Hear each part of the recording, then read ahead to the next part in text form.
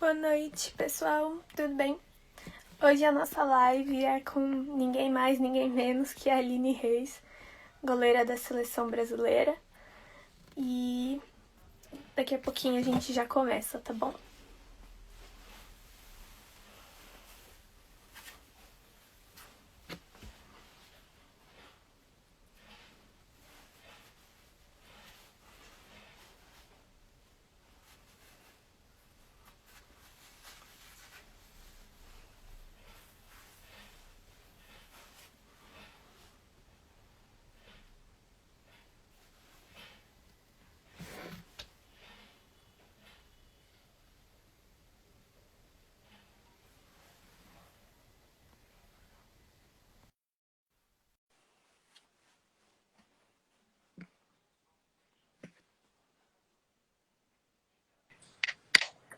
Olá, Ai, boa tudo noite. bem? Também, e você? Como você tá? Tudo bem, boa noite. Bom, eu já vou começar porque a gente tem muita pergunta, senão não vai dar tempo. Então eu já Tá vou bom, começar. Bom, combinado. para a gente começar, né, aqui o nosso bate-papo, você tem muita experiência fora do Brasil e, em principal, no futebol estadunidense. Mas conta um pouquinho pra gente como foi a sua trajetória até chegar lá. Olha, bom, como toda garota da minha idade que joga futebol, eu comecei jogando com os meninos, né? Então, nunca pensei, quando eu tinha 7, 8, 9 anos, eu nunca pensei que eu realmente fosse me tornar uma jogadora profissional de futebol. Isso ainda não era algo que eu pensava que fosse possível. Eu fazia o futebol, eu jogava futebol porque era uma paixão minha, ainda é, né? E eu sempre gostei muito de brincar na rua, sempre tive muitos amigos, além de amigas. Então, eu comecei jogando no meio dos meninos. Fiz escolinha também. A minha escolinha, eu mudei para. Eu sou de Aguaí, mas eu moro em Campinas faz muito tempo. E eu mudei para um local aqui em Campinas que era perto de um complexo esportivo, do Careca Sport Center. E eu lembro muito bem, quando eu comecei a escolinha, tinha eu e mais duas, talvez três meninas só, no meio de vários meninos.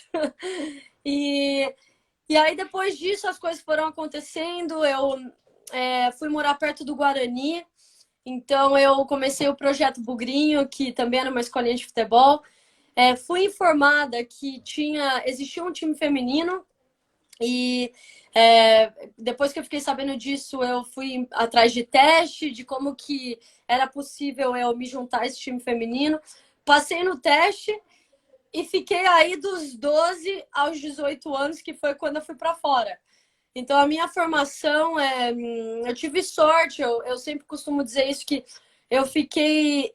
a minha formação foi no mesmo clube, foram 6 anos, né, com o mesmo diretor de futebol feminino, tive treinadores distintos, mas aquele core, assim, né, de pessoas foi o mesmo. E olhando hoje com mais experiência, né, e com tudo que eu já vivi no futebol feminino, eu aprecio muito o fato de eu ter ficado no Guarani esses 6 anos e ter me desenvolvido ali, ter tido ótimas experiências com as minhas companheiras de equipe, com os meus treinadores que passaram por lá. Eu tive excelentes treinadores.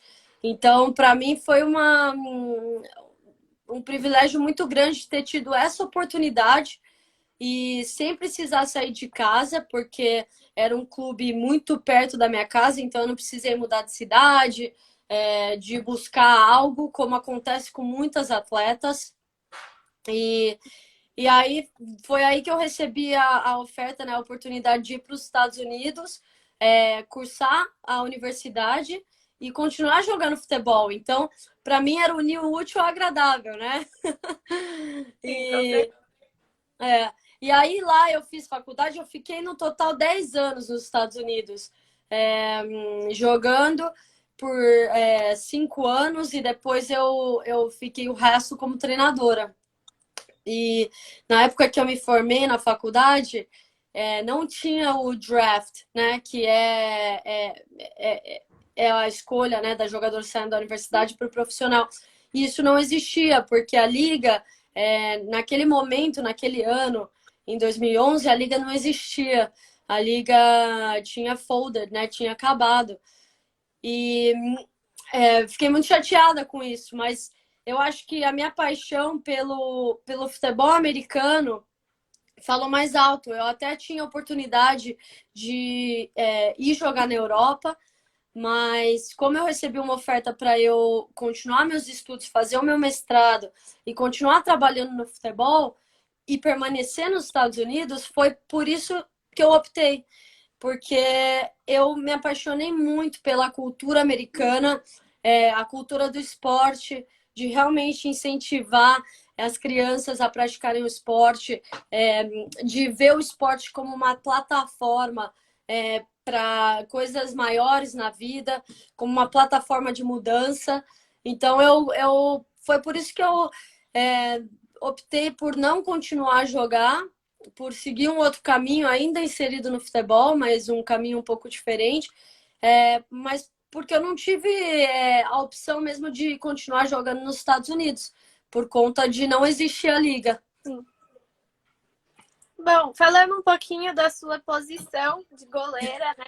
Foi amor à primeira vista? Como você se apaixonou e seguiu aí nessa história? Eu brinco, né, que eu já devo ter saído de dentro da minha mãe dando um salto assim para fora. Porque, olha, desde que eu me conheço por gente, eu gosto muito de estar no gol. Eu falei, né, eu sou de Aguaí e todas as vezes, mesmo morando em Campinas, os meus pais são separados, então, mesmo morando em Campinas, todas as férias eu ia passar pelo menos um mês em Aguaí, que é onde meu pai ainda mora, né? Meus tios moram lá. E aí, eu na frente, sempre muito ligado ao esporte, porque na frente da casa deles, né? Eles moram na mesma rua. E na frente tem um centro esportivo também, o Celtra. Que, meu, eu passei a minha infância, praticamente a maioria das minhas férias eu passei ali. Tinha muitos amigos em Aguaí, mas às vezes eu ia pro Celtra, né, para as quadras, mesmo sem os meus amigos, e aí via que tinha menino jogando, ou mesmo pessoas desconhecidas, e eu sempre dava um jeito de me infiltrar e pedir para jogar com eles. E o legal é que eu lembro, por uma época, né, o campo de grama ficava fechado. E a gente tinha a opção da quadra de salão ou a gente tinha a opção da quadra de areia. E a quadra de areia sempre estava mais cheia. Sempre tinha muita gente jogando, né? A quadra de salão nem tanto. E foi nessa que eu comecei a gostar muito do gol. Que foi aquela coisa ali de criança que adora. Eu digo, para ser goleiro, você tem que gostar de se jogar no chão, você tem que ser um pouco louco, né? Então, foi nesse momento, eu acho, que deu me jogando, gostava muito de pegar no gol. A gente brincava de rebatida, todas essas brincadeiras de criança, que você tinha a sua hora de chutar, mas você também tinha que ir pro gol. E eu comecei a perceber que eu levava jeito. E aí ficou e se tornou a grande goleira que é hoje, né? Que bom que percebeu! Ainda bem! Você comentou um pouco na resposta da primeira pergunta sobre o futebol dos Estados Unidos, né? E a gente percebe que o investimento lá, base e tudo mais, é muito diferente, né? Você acha que os Estados Unidos e o futebol europeu também estão em um outro nível, como a gente fala aqui no Brasil, em um outro patamar do futebol feminino? Olha, depende de que nível a gente está falando, né? Eu acho que o Brasil, pela nossa história, né? Pelo que aconteceu há 40 anos atrás, pelo futebol feminino ter sido proibido, né? A prática do futebol feminino foi proibido por um longo período durante a ditadura e até depois. Foi proibido por um longo período. Nós, pela falta de estrutura que a gente tem aqui, a falta de incentivo, de investimento, que isso, né, todo mundo já está cansado de dizer, não é novidade para ninguém. Eu acho que com tudo isso, a gente ainda alcançou um nível, né, de performance, um nível de competição com os grandes muito grande. A gente chegou muito perto da medalha de ouro várias vezes. Temos medalha de prata, temos medalha de bronze, temos a maior jogadora de todos os tempos, né? Não só a Marta, temos outras grandes jogadoras que são conhecidas no mundo inteiro. E é isso que eu estou dizendo. Olha o tanto que a gente conseguiu, o tanto que a gente alcançou, né? Mesmo hoje é aniversário da Cici, né? Grande lenda do futebol feminino. E da época, né, da Cici, o que elas conseguiram fazer no cenário mundial, mesmo com muitos desafios, com muitas coisas contra, né, o que elas estavam tentando conseguir, elas conquistaram muito pelo nosso futebol. Então, assim, ó, Tainá, é difícil dizer que no talento as outras seleções estão em outro patamar, porque isso não é verdade. Eu confio na nossa seleção. Se for olhar a história do futebol feminino, eu acho que a nossa seleção tem uma história aí significativa, deixou aí um legado muito grande para nós, e tudo isso sem ter o que os outros países tiveram. Quando a gente fala sobre Estados Unidos, eles realmente estão anos-luz na frente em alguns quesitos. E o maior quesito é a questão cultural, é a questão de oportunidade e a questão do investimento. Então, como que eu comparo, né, os Estados Unidos? Por exemplo, na época que aqui no Brasil o futebol feminino ainda era proibido, nos Estados Unidos eles estavam passando uma lei que foi passada para as universidades. Então, a gente sabe que o campeonato universitário nos Estados Unidos é muito forte. Muitos atletas, muitos não, 99,9%, e eu não estou exagerando nesse número, 99,9% dos atletas, eles passam pela universidade e depois eles vão para o profissional. Então, você tem, assim, Michael Jordan jogando na universidade. Você tem todas as estrelas do futebol feminino dos Estados Unidos passaram pela universidade.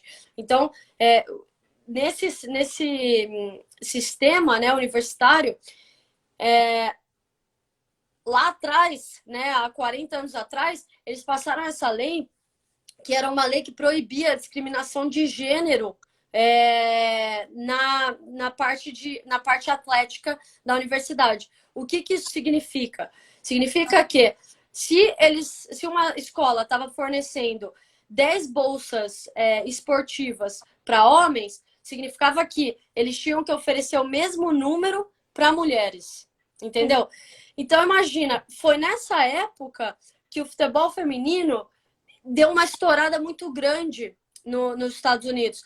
Porque para a escola era interessante ter um time de futebol feminino.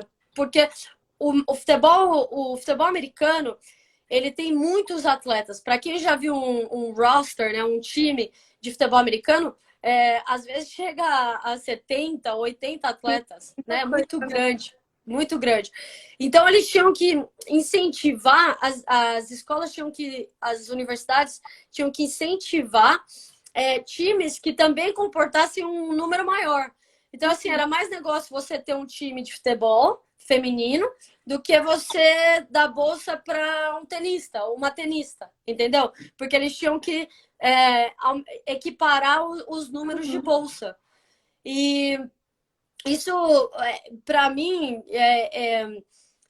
é o número um, porque a gente fala, né? Tem tantas coisas que, como atleta, a gente quer fazer, a gente quer se dedicar para crescer o esporte.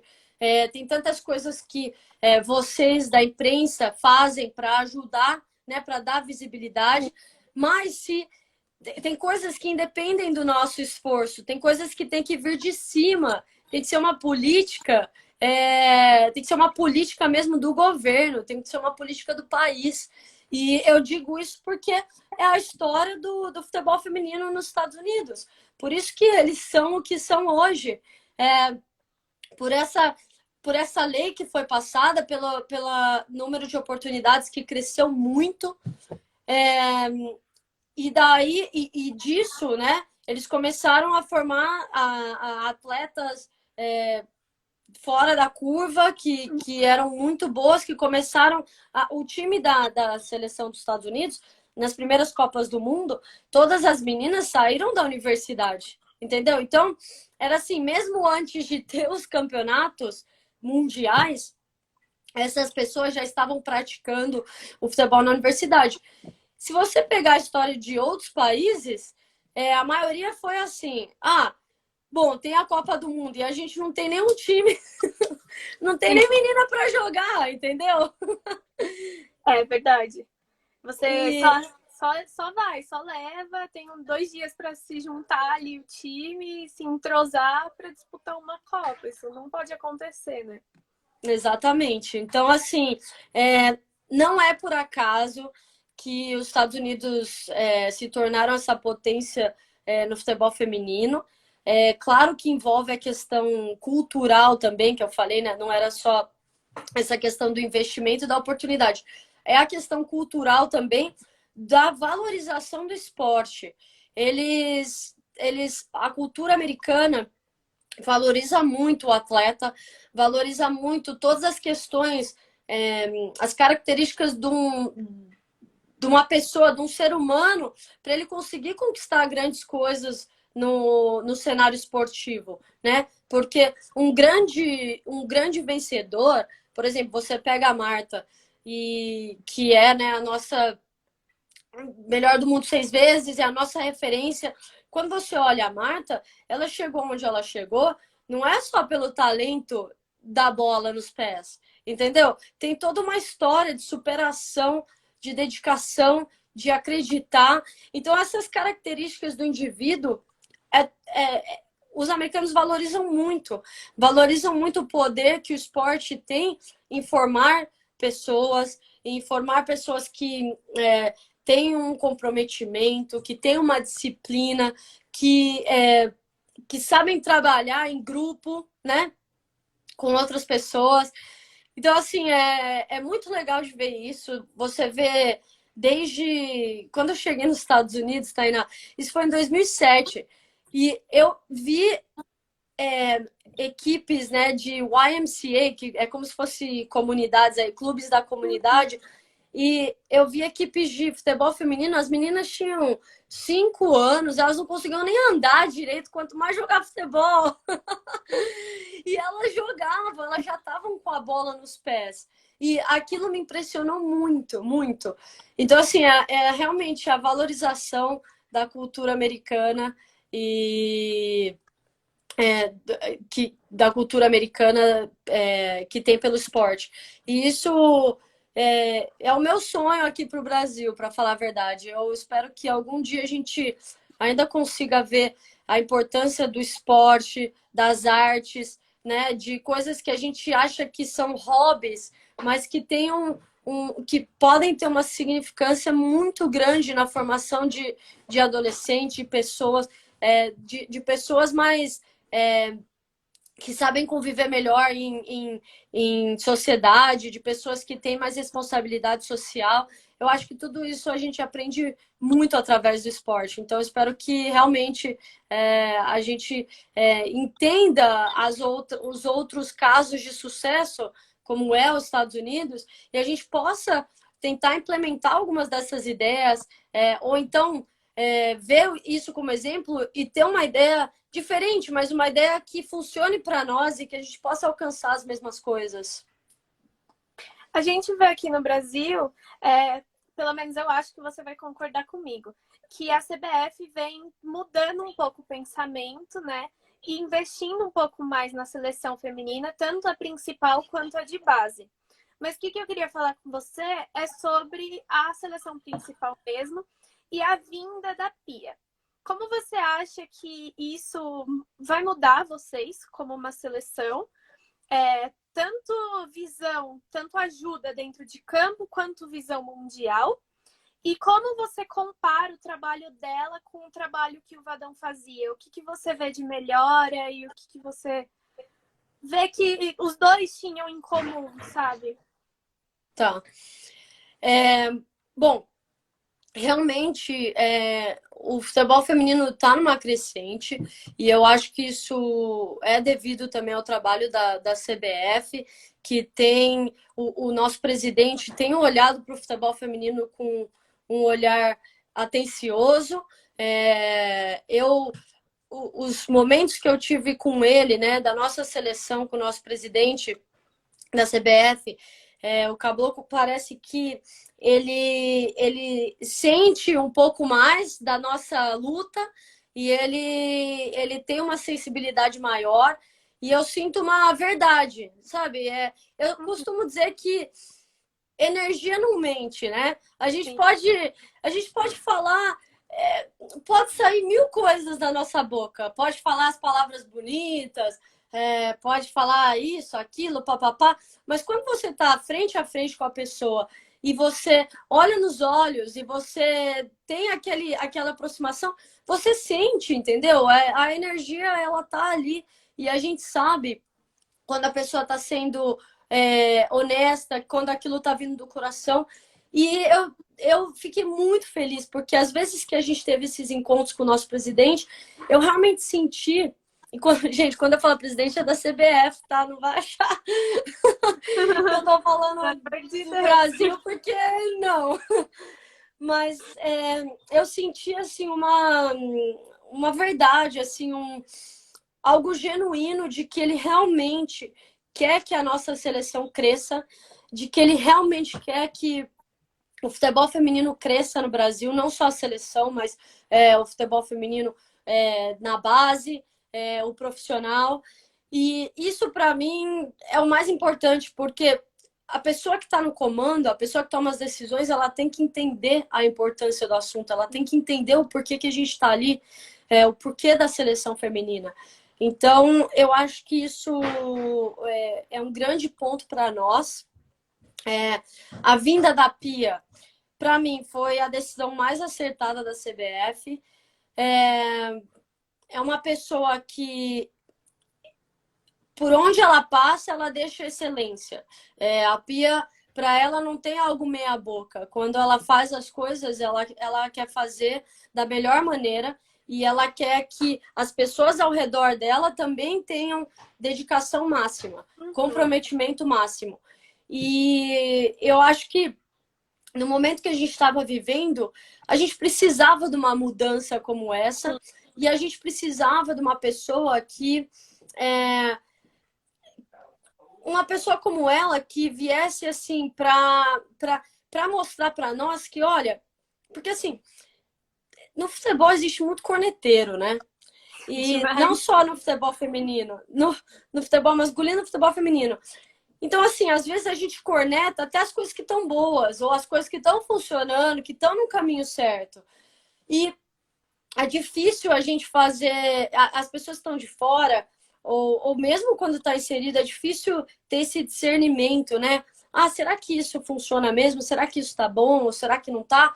Então, eu acho que o papel da Pia ser uma pessoa de fora e com a vivência dela, com a experiência dela, tendo trabalhado em grandes equipes, né, grandes seleções, tendo conquistado, né, ela sabe o que é ganhar, ela sabe o que é vencer. Então, tendo conquistado o que ela conquistou, foi muito importante a chegada dela para dizer, olha, isso aqui tá bom demais, a gente precisa continuar trabalhando nisso, vocês têm muita qualidade nisso e naquilo, mas tem coisa que precisa mudar. Então, eu senti que foi um feedback muito válido, porque o brasileiro, né, acho que a gente, como cultura, começou a ouvir o que ela tinha para dizer e a gente começou a entender que tinham muitas coisas boas, né? Não é que não presta, tem que ser alguém de fora Sim. para colocar ordem aqui. Não é isso, entendeu? Tinham muitas coisas boas que estavam acontecendo, que estavam sendo feitas. E aí ela teve esse olhar mais crítico, né? Não sendo brasileira, ela pôde dizer também o que precisava melhorar. E para mim isso foi muito válido.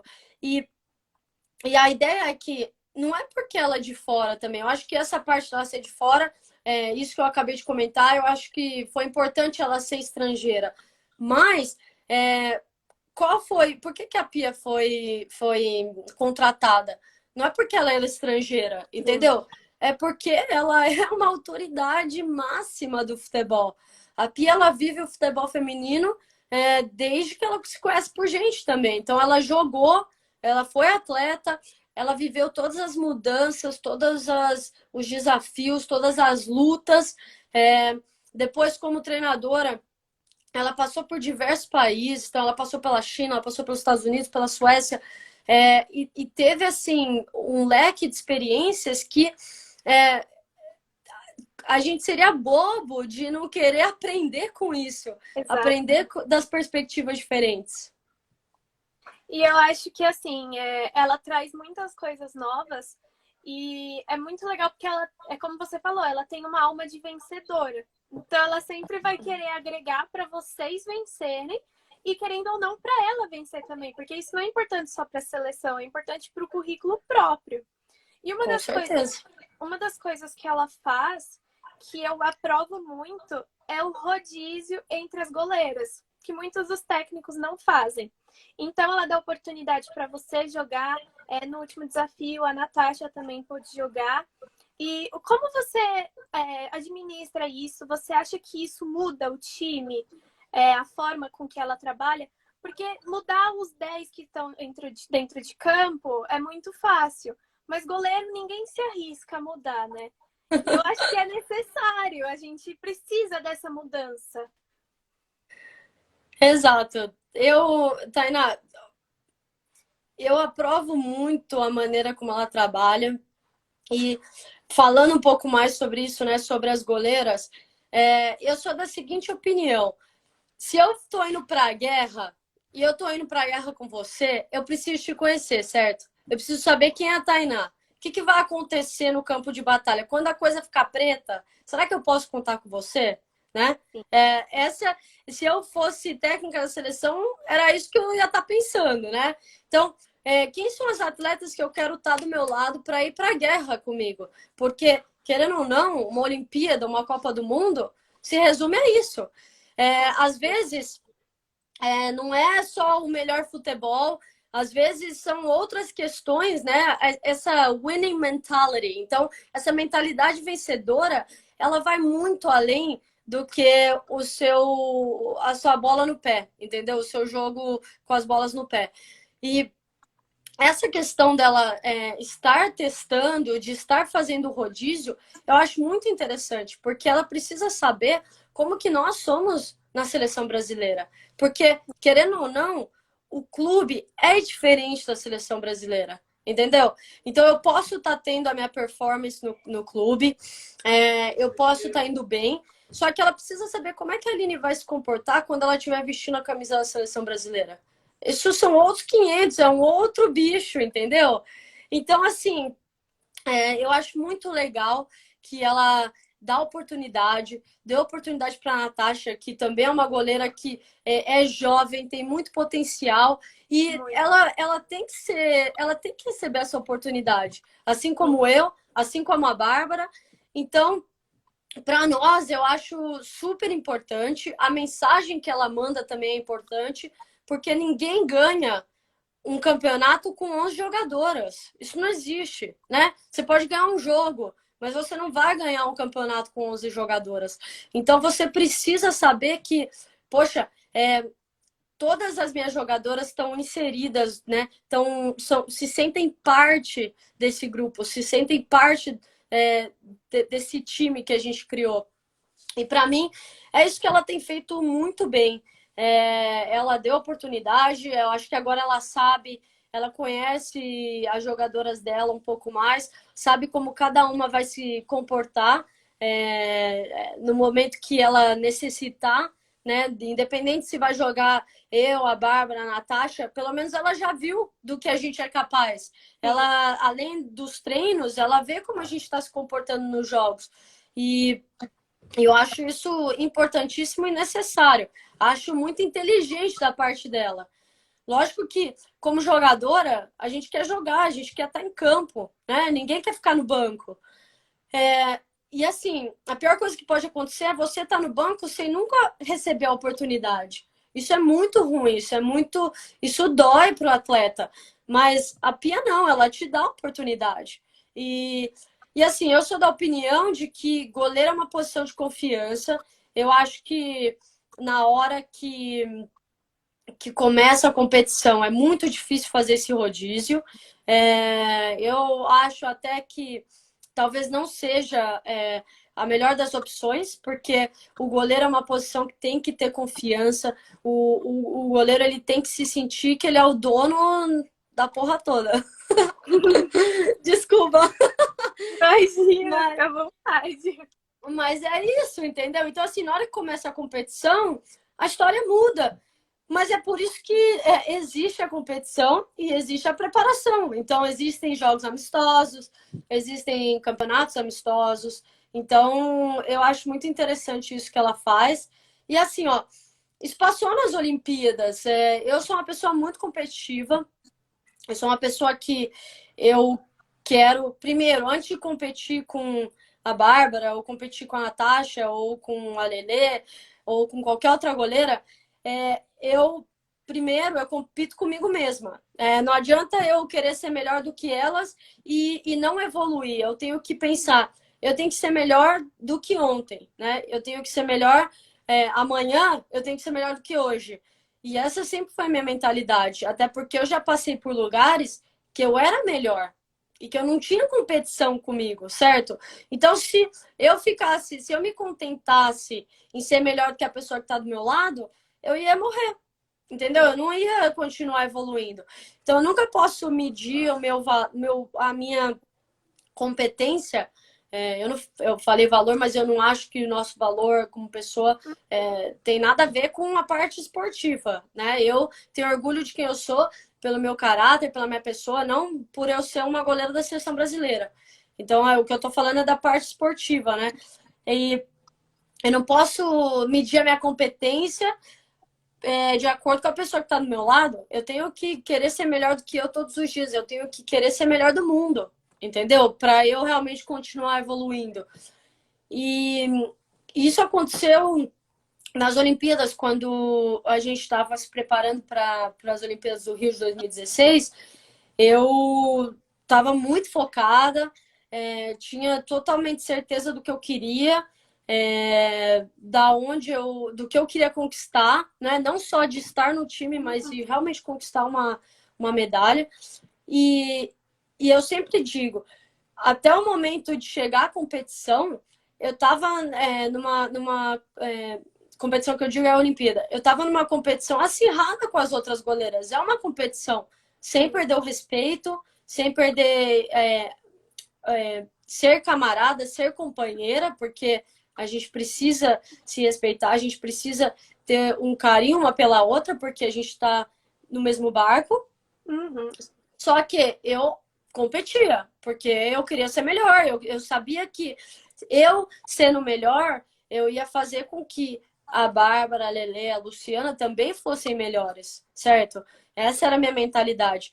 Mas aí, a partir do momento que chegou nas Olimpíadas, eu mudei o meu caráter um pouco.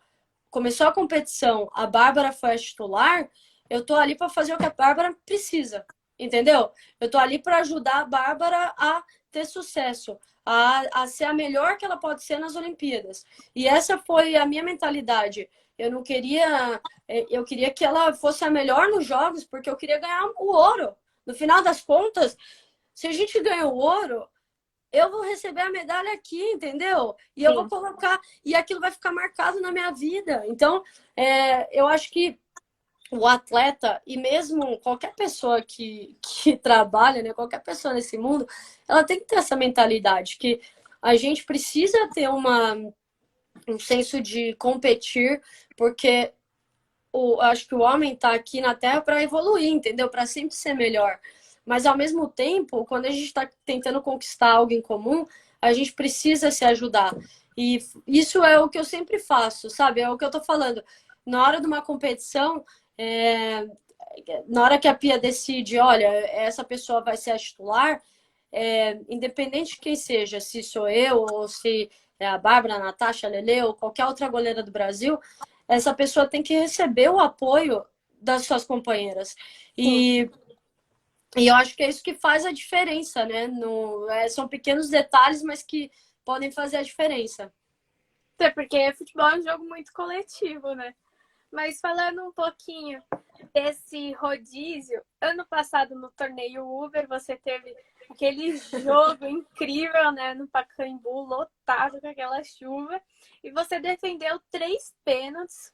E o que passava na sua cabeça naquele momento? Porque pelo menos eu aqui em casa tava saindo correndo, gritando cada vez que você pegava uma bola.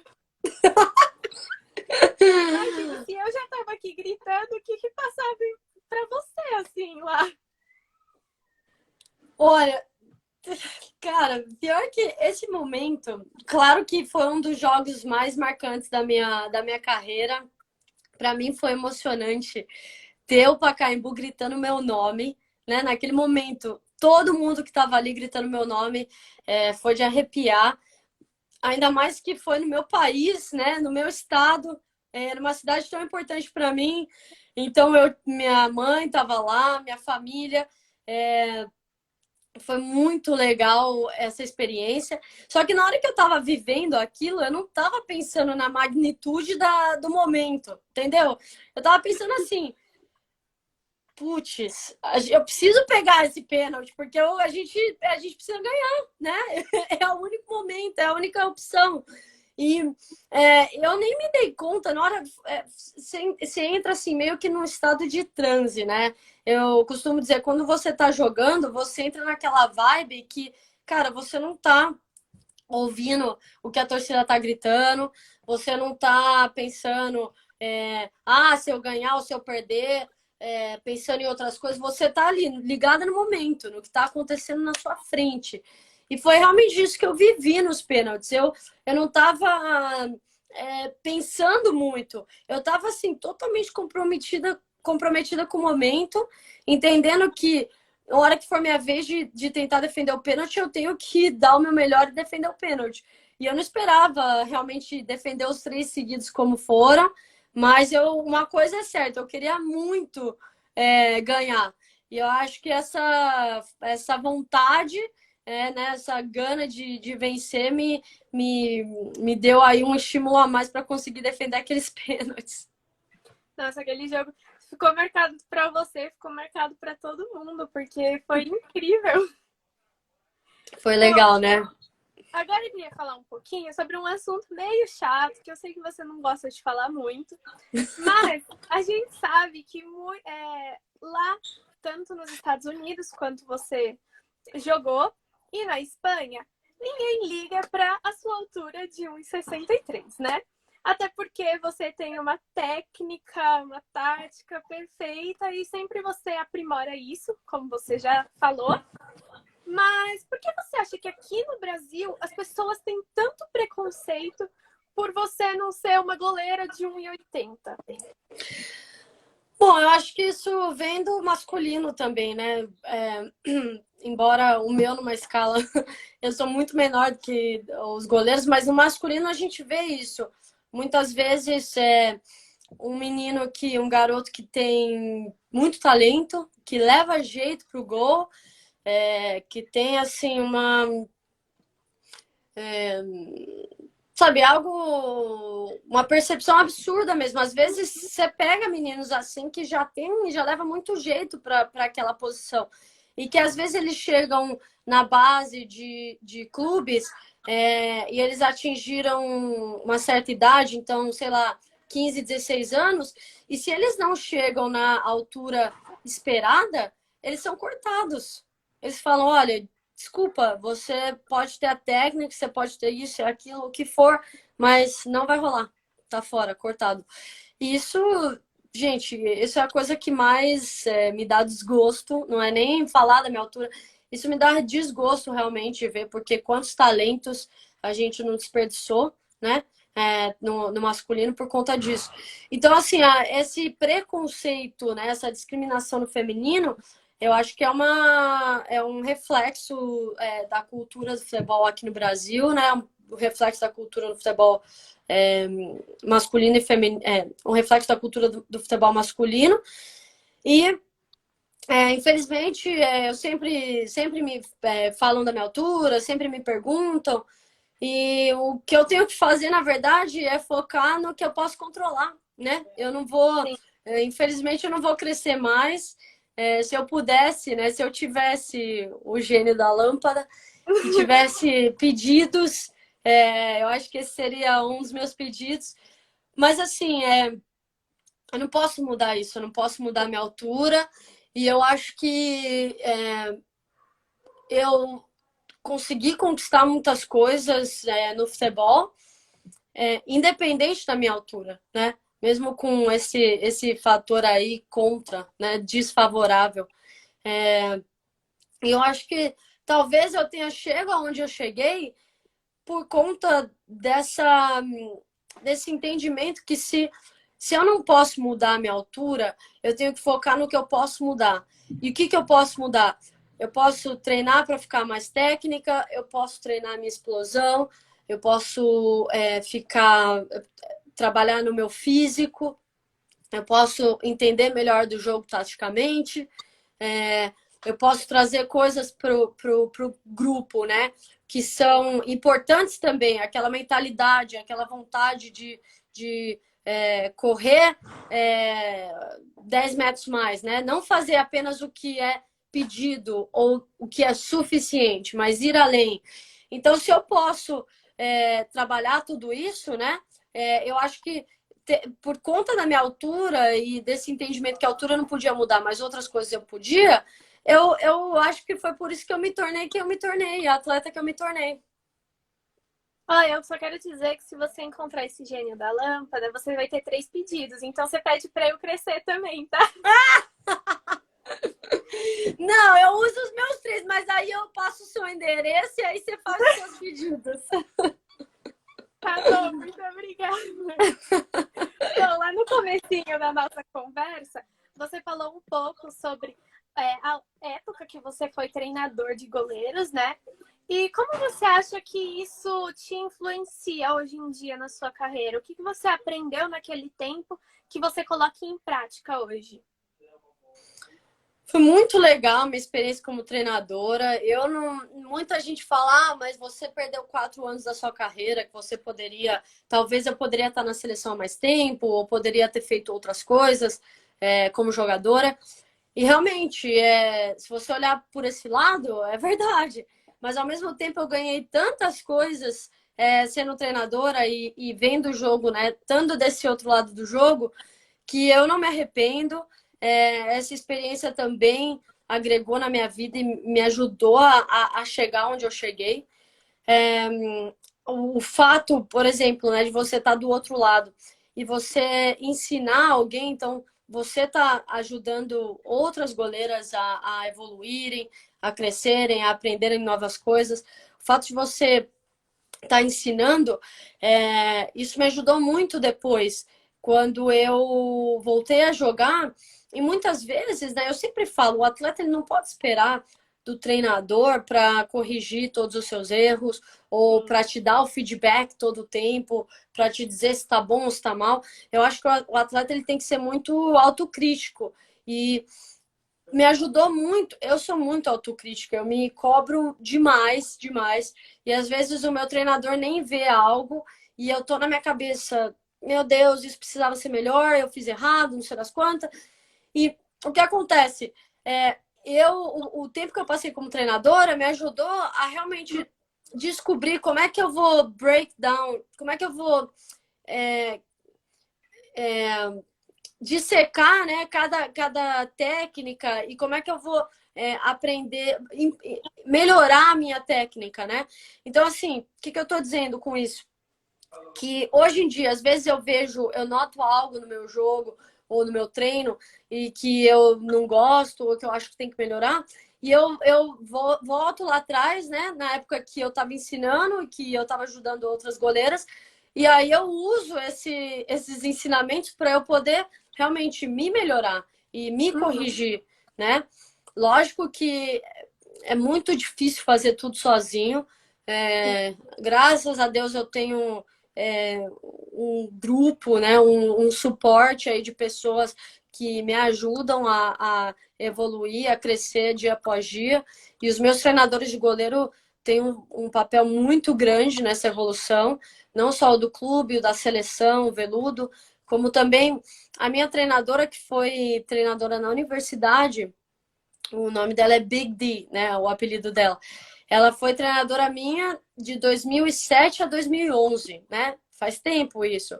E até hoje ela é uma mentora para mim. Então, até hoje ela assiste, quando eu tenho dúvidas, eu mando jogos para ela. Então, ela me dá um feedback, ela me ajuda com coisas. Então, assim, é muito legal. Acho que o atleta, se ele puder se rodear de pessoas que querem o bem dele e querem que ele siga crescendo, isso é importantíssimo, porque às vezes a gente não consegue ver tudo e a gente não consegue fazer tudo sozinho. Então, para mim foi super legal a experiência de ter sido treinador e sem dúvida isso agregou muito em mim como jogadora e nessa parte da mentalidade também de querer, de entender o papel da goleira no jogo, que o goleiro não é apenas, né, o defensor da meta, o defensor de bola. Então, assim, é isso aí, Ricardo, e o Obrigada. analista. O pomo, engraçado. É que eu tô falando dos treinadores de goleiro, né? Mas, mas é A gente tá verdade. incluindo todo mundo. Com certeza, com certeza. E, gente, na nossa seleção, a gente é muito privilegiado, porque é uma equipe inteira, né? A gente está falando da Pia, mas uma coisa muito interessante da Pia, né? Da maneira dela de liderar, que eu espero que quando eu me torne uma líder, eu possa usar isso. Eu acho que a Pia, ela dá muita autonomia para as pessoas que trabalham com ela. Então, assim, ela não quer mandar no que o Pombo está fazendo, ela confia no trabalho do Pombo. Ela confia que ele é o analista e ele é o expert, né? Então, ela não é analista, ela é a head coach. Ela vai fazer o trabalho dela e ela vai dar liberdade e ela vai dar confiança para cada membro da comissão técnica fazer o trabalho deles, né? E isso, para mim, é o que enriquece, porque você não vai achar uma pessoa que manja de tudo e vai fazer tudo e vai revolucionar. Não, ela precisa confiar nos companheiros dela. E a gente, como eu disse, na seleção tem o trabalho do Pombo como analista, tem o trabalho de preparação física, a gente está com uma psicóloga, a gente tem a Bia, que assessora a Pia também, a gente tem a Lili, tem o treinador de goleiro, tem os físios, o médico. Tem tanta gente para realmente, poxa, eu preciso como atleta utilizar essas pessoas, pedir ajuda para eu poder conseguir crescendo. Verdade. Você tá parada agora, né? Parada. Não para nunca, né? Os treinamentos. Mas a temporada lá na Espanha acabou sendo encerrada por conta da pandemia. E você tem contrato com o Tenerife, renovou, né? Até 2021. Aí minha pergunta que fica aqui é: como você está fazendo, né, além dos treinamentos, para se manter? E se após 2021 você teria interesse em jogar em algum clube brasileiro? Se sim, qual? Tá. Bom, sim, renovei o contrato. Eu acho que essa pandemia teve muito a ver com a minha renovação do contrato. Eu sou uma pessoa que eu acredito em ciclos eu não ia me sentir completa se eu tivesse saído do Tenerife da maneira como tudo aconteceu, né? Eu joguei o meu último jogo e eu nem sabia que era o meu último jogo. E E, sabe, eu tenho uma relação muito bonita com a torcida. A gente é um time de ilha, né? Foi uma das coisas que me chamou a atenção, foi por isso que eu decidi ir para o Tenerife. Então a gente tem um elo com a torcida, com a comunidade, e foi muito estranha a maneira como foi cancelada a liga, como a gente não teve um ponto final, a gente não teve, né, um momento aí, tá, último jogo, isso e aquilo. Então, assim, isso também pesou na minha decisão de ficar lá. Eu senti que o meu ciclo não foi encerrado da maneira como teria que ter sido. E, e eu recebo muito suporte deles, eles valorizam muito. É difícil você ter equipes que valorizam o goleiro. Eu acho Sim, isso um absurdo, né? Porque a posição de goleiro, para mim, é a peça fundamental, é a base do seu time. Se você não tiver um bom goleiro, você vai entrar, sim. você Você não entende, tem né? a Você não... confiança lá, né, no final. Não adianta você Exatamente. ter jogadores bons e não ter alguém É, para te defender lá no fundo, assim. exatamente. Você já vai entrar em desvantagem, né? Então, assim, sendo um goleiro tão importante, ainda existem treinadores, existem clubes, existem gestores que não valorizam a posição de goleiro. E graças a Deus, por onde eu passei, eu não tive esse problema. Eu trabalhei com pessoas que realmente entendem o papel do goleiro e a importância de um bom goleiro. E por essa questão, né, pelo carinho que eu recebi do meu time e continuo recebendo, eu decidi ficar mais um ano no Tenerife. Agora a gente está de férias, né? O que Uhum. acontece? O meu time, durante a pandemia, a gente ficou 60 dias dentro de casa, totalmente trancados, não podia praticar exercício na rua, tinha que fazer tudo dentro de casa. E Sim. nesse período a gente tinha o Zoom, né? As aulas Uhum. virtuais com o time, né? Os treinamentos. E depois disso, a hora que a liga foi cancelada, né? E o presidente liberou as atletas para voltarem para suas casas, porque fazia muito tempo que a gente estava fora.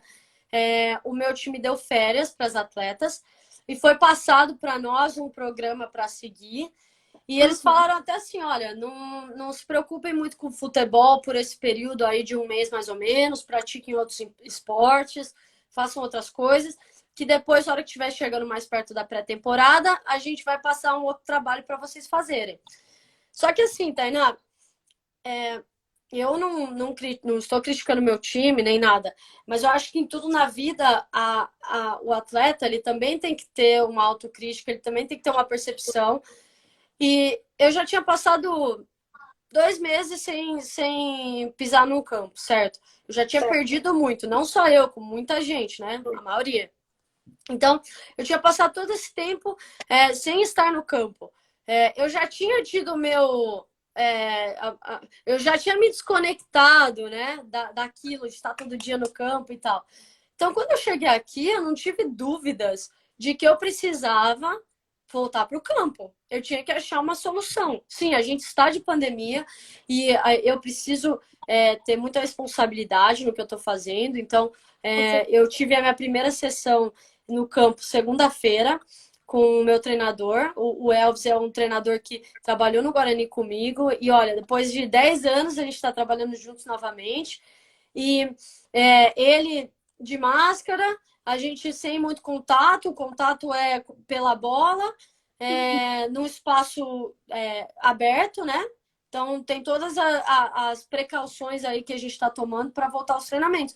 Mas por que eu fiz isso? Porque eu entendo que, Tainá, é o que eu necessito agora, entendeu? Sim. Eu não necessito férias nesse momento. Eu tive férias de pisar em campo, eu fiquei 2 meses sem fazer isso. O que eu preciso agora é retornar à normalidade, retornar a treinar no campo. É o que eu amo fazer, é o que me dá vontade. Eu acordo, Sim. os dias que tem treino no campo são os melhores, são os mais felizes. Então, é isso que eu estou fazendo até a minha pré-temporada voltar na Espanha. Então, esse tempo que eu vou ficar no Brasil, eu estou seguindo com os meus treinamentos aqui em casa, corri atrás de academia, eu não tinha nada aqui em casa, então eu corri atrás, eu emprestei material, eu recebi alguns materiais de patrocinadores, que foi de uma incrível ajuda. Emprestei alguns e agora eu estou com um espaço legal para poder seguir treinando e para fazer os treinamentos no campo. Então, é assim que vai ser a minha rotina, né, nos próximos meses, até que eu retorne ao Tenerife. E para responder a sua outra pergunta, com certeza eu tenho vontade de jogar no Brasil. O meu sonho é que o nosso campeonato se torne um campeonato atrativo não só para as brasileiras, mas para jogadoras de outros lugares, como acontece na Espanha, né, que tem muitas estrangeiras. Então esse é meu sonho, que o futebol brasileiro realmente, o feminino, se torne uma liga competitiva, com investimento, com estrutura, porque se a gente tivesse isso aqui, de verdade, ninguém ia sair do Brasil, ninguém ia Sim, querer jogar fora, né? verdade. E assim, não estou dizendo que não tem, a gente viu uma crescente aí muito acentuada do futebol feminino. A gente tem grandes clubes agora que estão investindo. Eu espero que isso continue pós-pandemia. Né, geralmente a mulher sofre muito na hora dos cortes, né? Isso no mercado de trabalho em geral. Então, eu espero que que os nossos líderes, aí, as pessoas que estão em posição de poder e que tomem as decisões, favoreçam o futebol feminino, né? Que entendam a importância do futebol feminino. E eu espero que continue crescendo, porque eu gostaria muito de servir um time brasileiro novamente. A minha última passagem por aqui foi em 2016, na Ferroviária, e foi uma experiência que eu vou levar comigo, mas eu gostaria que o campeonato continuasse melhorando e a estrutura não só de um ou dois ou três times, a estrutura de todos os times melhorasse. E para mim seria uma honra jogar no Brasil e na frente do meu povo, né? Dos meus torcedores. Aline, deixa eu te fazer uma perguntinha aqui antes da gente continuar. O tempo Tá. dessa live tá acabando. Eu posso terminar ela e começar uma outra?